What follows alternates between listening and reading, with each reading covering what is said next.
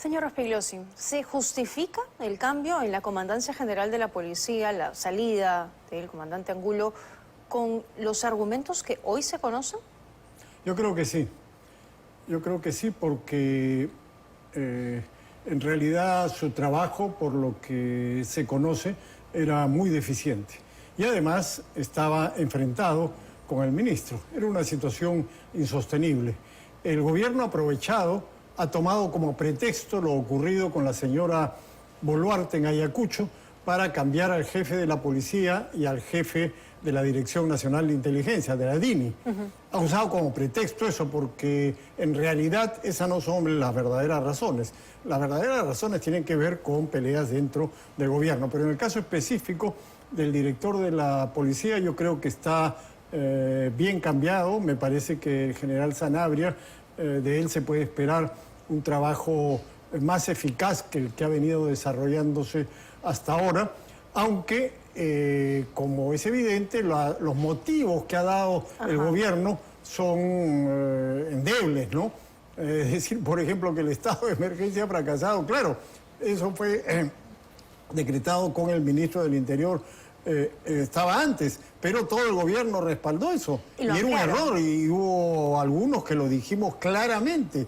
Ese era un error que no iba a conducir a nada. Y ahora el gobierno tiene que reconocerlo. Pero lo usa a su vez como pretexto para sacar al director de la policía. Pero tienen que haber motivos que justifiquen, motivos legales que justifiquen el cese del señor Angulo. Y bueno, hay un tema ahí. En efecto, el Congreso aprobó una ley para mantener durante 2 años a los comandantes generales de las Fuerzas Armadas y de la Policía Nacional. Pero como explicó el ministro del Interior hoy día en la Comisión de Defensa, el gobierno no ha dado el reglamento para esta ley en el caso de la policía. Y si el reglamento no ha sido aprobado, no hay ley. O sea, la ley no está vigente en este momento. O sea, la ley no existe, no aplica. No está vigente. No, claro, hay una discusión ahí que seguramente va a ocasionar o podría ocasionar demandas legales. Pero desde su punto de vista, en tanto no está reglamentada, no existe, porque la ley está. Bueno, no es de mi punto de vista, es desde el punto de vista legal. Yo he visto otras leyes, por ejemplo, la ley de armas que fue aprobada, de armas para uso civil, el año 2015, no entró en vigencia hasta 1 año y medio después, cuando recién se expidió el reglamento. Y así, una serie de leyes que no tienen reglamento no están en vigencia hasta que se dé el reglamento. Eso es un problema, porque el gobierno puede amarrar leyes, como ha hecho con esta, al no dar el reglamento, porque el Poder Ejecutivo es el que tiene que elaborar el reglamento y promulgarlo. Vamos a escuchar un extracto de lo que dijo hoy el ministro del Interior en la Comisión de Defensa. No ha sido una destitución, ha sido la culminación de las funciones que, de acuerdo a las atribuciones que tiene la señora Presidenta de la República de designar a comandante general, han sido dadas por concluidas. Existe una ley efectivamente que indica que debe de permanecer 2 años, mas esta ley no ha sido reglamentada. Casi de manera similar, el comandante general anterior, antes de culminar su 2.º año, fue pasado a la situación de retiro. Repito, la ley no ha sido reglamentada y es facultad de la señora Presidenta de la República designar al nuevo comandante general, como es así que lo ha hecho. No lo destituyeron, cese de funciones. Ahora, yo opino que el gobierno y el ministro del Interior deben tener la potestad de hacer los cambios que consideren necesarios, si no, no pueden manejar una política. Si va a haber un enfrentamiento entre el ministro y el jefe de la policía, estamos en problemas y las cosas no van a funcionar. Además, este señor Angulo tenía cosas muy oscuras que justamente hace unos días se revelaron con tratos con este individuo que es el que ha organizado varias campañas políticas desde una policía política que es la DIVIAC para destituir a los adversarios de la mafia caviar, por ejemplo, contra Chávarri en el año 2018-2019, contra Benavides ahora y contra otros políticos. Y había una relación ahí muy oscura. Hace poco se han revelado, como digo, algunos audios de este sujeto apodado El Español. Entonces había cosas que yo creo que ameritaban la salida del anterior comandante general. ¿Cree en esta versión del señor Angulo que dice que el ministro Torres quería interferir en la decisión de altos mandos, en la designación de algunos cargos de la policía? Bueno, es el ministro, digamos, es el que tiene que tomar las decisiones más importantes. Yo creo que el ministro del Interior o cualquier ministro tiene que tener la capacidad de decidir, si no está pintado en la pared. Pero ¿para qué cumpliendo sirve? una serie de Cumpliendo, protocolos. claro, una serie de requisitos. Lo ideal es mantener la estabilidad. Estas leyes para mantener durante 2 años a los comandantes generales se dio en una situación extraordinaria, en la del gobierno de Pedro Castillo, el corrupto gobierno de Pedro Castillo, que ya vimos cómo ponía y cambiaba jefes policiales para controlar políticamente el Ministerio del Interior y para cobrar coimas por ascensos y todas estas cosas muy feas que se hicieron. Entonces el gobierno lo que ha hecho ha sido aprovechar el tema Ayacucho para retirar al señor Angulo y, al parecer, poner en su lugar a algunas personas que le sean más afines o más favorables. No sé si serán más afines. Yo creo que el actual jefe de la policía, el general Víctor Sanabria, es un buen oficial, tiene una trayectoria destacada y espero que con él la operatividad de la policía pueda mejorar. Esperemos que eso ¿No sea cree así. usted entonces que eso le resta institucionalidad a la policía? No, para nada. Yo creo que es un paso positivo el que se ha tomado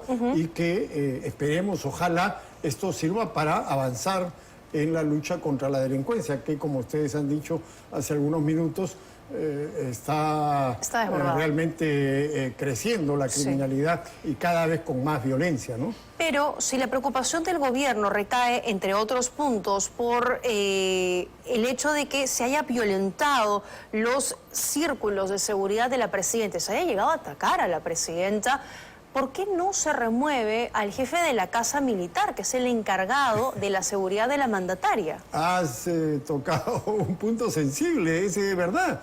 Yo he estado citando constantemente el artículo 43 del decreto Supremo 37 del año 2017, donde claramente se dice que la Casa Militar es la responsable de la seguridad del presidente, vicepresidente, en el exterior y en el interior del país, en todas partes. Está clarísimo. Y claro, la Casa Militar tiene asignados policías. O sea, hay policías de seguridad del Estado que están asignados a la Casa Militar, pero están fuera del ámbito de su propia unidad, están bajo la dirección de la Casa Militar. Y entonces ahí sí no han dicho nada. Por eso decía al comienzo que esto ha sido un pretexto, pero la responsabilidad finalmente recae en la Casa Militar. Y se ha dicho que esto empezó con Kuczynski. No, la verdad es que siempre o casi siempre ha sido así en el Perú. La Casa Militar es la que se ocupa, porque está relacionada muy directamente con el que está en Palacio en ese momento. ¿Y hay responsabilidad política también en el señor Torres? Bueno, la Casa Militar depende del presidente del Consejo de Ministros, no depende del ministro del Interior. Entonces hay responsabilidad en el señor Otárola.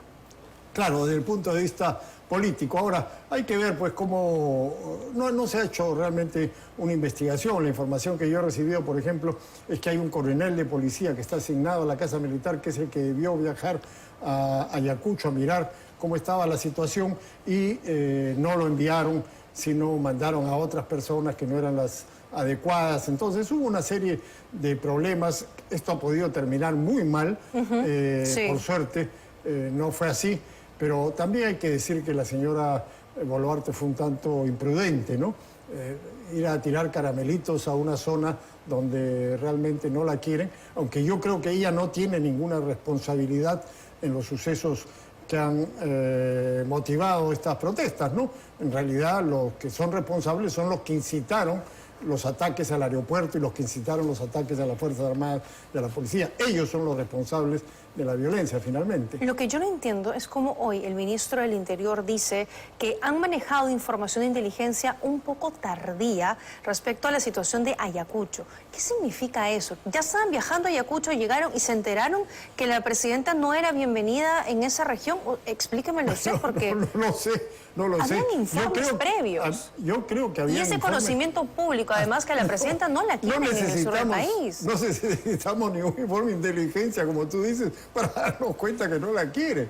Pero yo, hasta donde sé, han habido informes de inteligencia que decían que la situación ahí no era favorable, ¿no? Entonces ya fue una decisión política de la señora Boluarte viajar allá y bueno, ya eso fue la consecuencia de esta actitud imprudente, me parece, ¿no?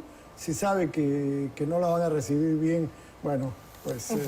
Bueno, es una medida bastante severa, ha dicho el señor Angulo, el general ya saliente, y que hay otros intereses en juego. Pero bueno, él va a imponer una medida legal para que se deje sin efecto esta decisión, ¿no? Bueno, está en su derecho.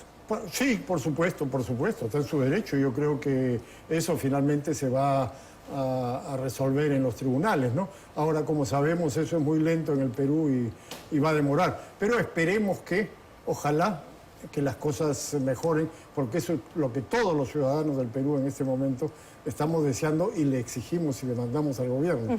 Ahora, si me permites, también estuvo el ministro de Defensa acompañado de varios altos mandos militares.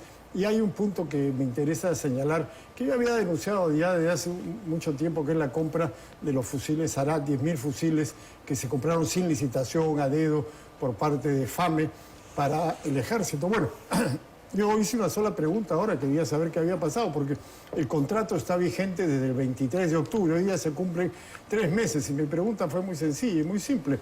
¿Cuántos fusiles se han entregado hasta ahora al ejército del Perú? ¿Y la respuesta fue 0.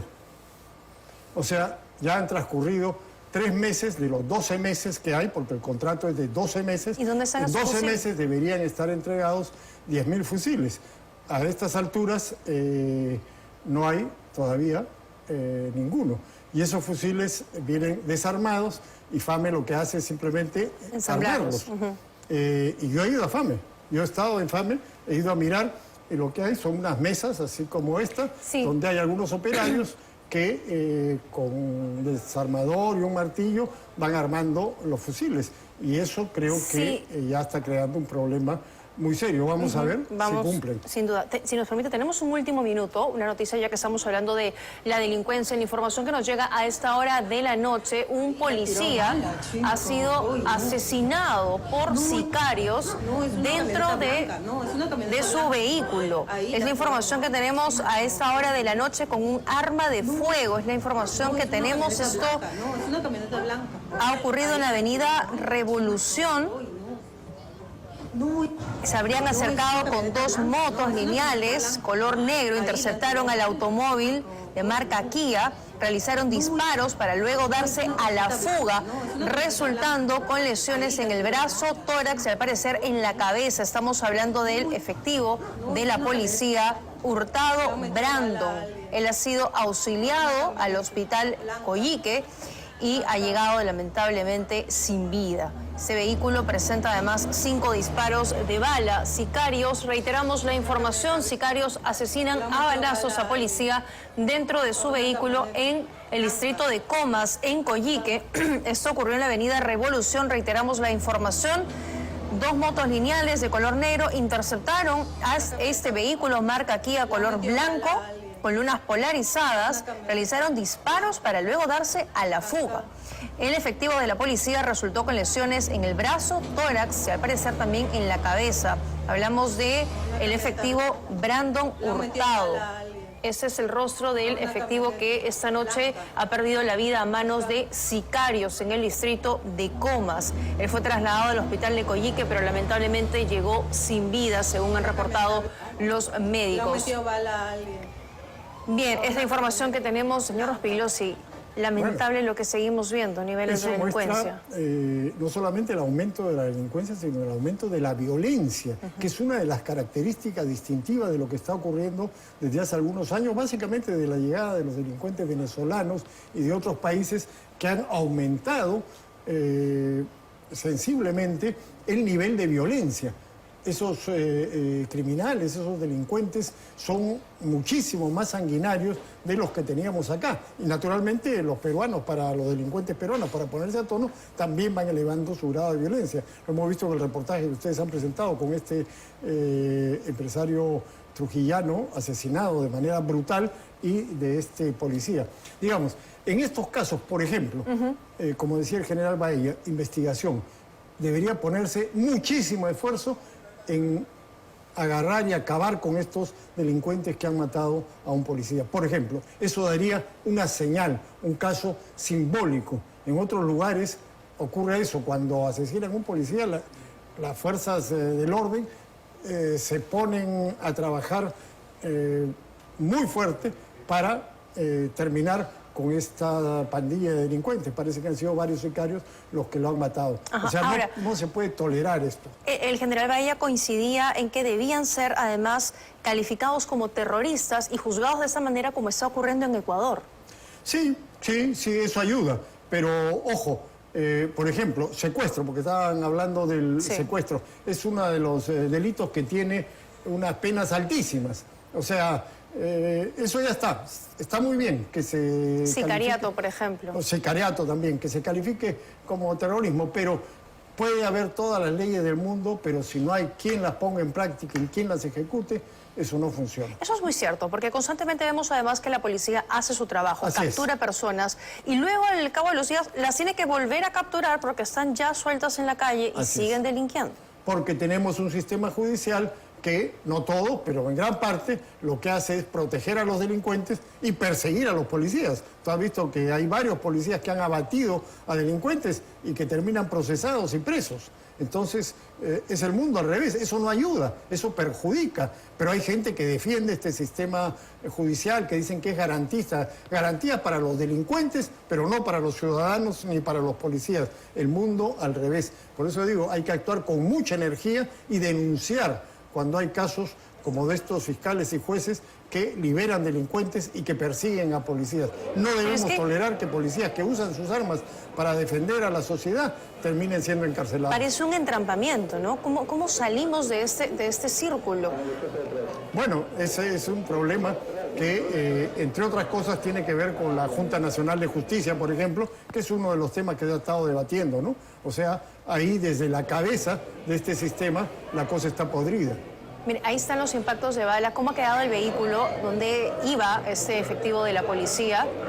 Ha quedado completamente destrozado, chocado, tiene los impactos de bala. Además, según las primeras informaciones que tenemos, 2 motos lineales habrían interceptado ese vehículo, habrían disparado y se habrían dado a la fuga. ¿De cuántos delincuentes estamos hablando? Todavía no lo sabemos. Si pertenecerían a una organización criminal, ¿qué habría detrás de esto?